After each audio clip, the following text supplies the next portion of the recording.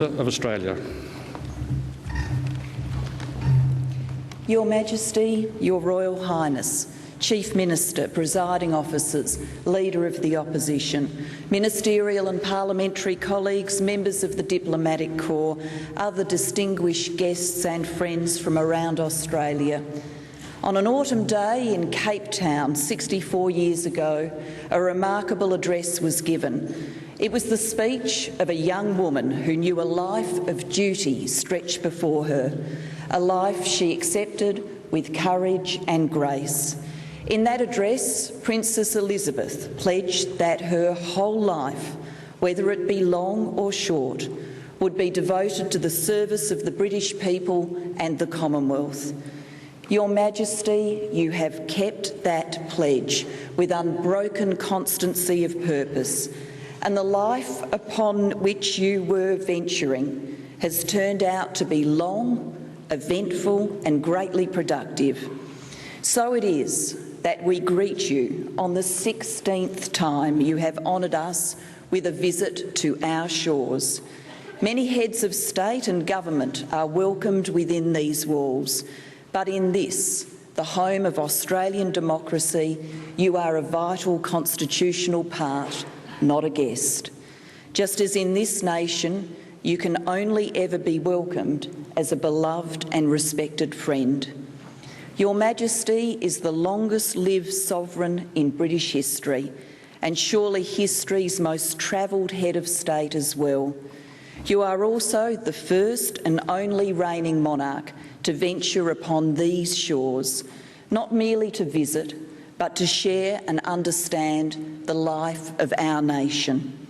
You have witnessed our evolution from a small agricultural economy to an open, modern trading nation at home in this region and in the world, a vibrant multicultural democracy that has welcomed people from every corner of the globe, a nation that honours its first peoples and speaks the truth about its past, a nation that more fully embraces the rights and aspirations of all of its people, women and men alike. And it is perhaps a sign of our progress that Your Majesty was welcomed at Canberra Airport by a female Governor-General, a female Prime Minister and a female Chief Minister. These have been most remarkable decades indeed. My eminent predecessor once spoke of a lady passing by. Far from passing by, you have endured. You have endured with dignity and abiding strength of spirit.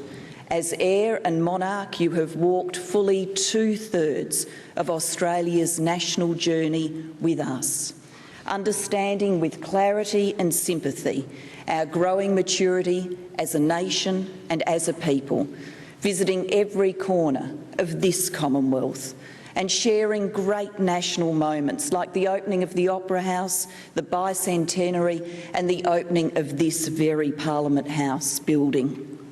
Now you stand at the gate of a truly extraordinary year, an anniversary experienced by only one other monarch in our long history, because in 14 weeks' time, the people of Britain and the Commonwealth will mark your Diamond Jubilee. We celebrate that Jubilee with sincere gratitude and joy. We will honour a wise and gracious sovereign who has spent her life in the cause of duty. And we will honour the consort who has stood so constantly at your side, himself a true friend of this country in peace and war, an outstanding supporter of science, innovation and the education and support of our young people, and a man whose robust humour and common sense have always resonated with the Australian character. Your Majesty, we do not know where Australia's path of nationhood may lead us in the times to come. We are, as you once so rightly said, a country on the move and will go on being so. But we know this for certainty.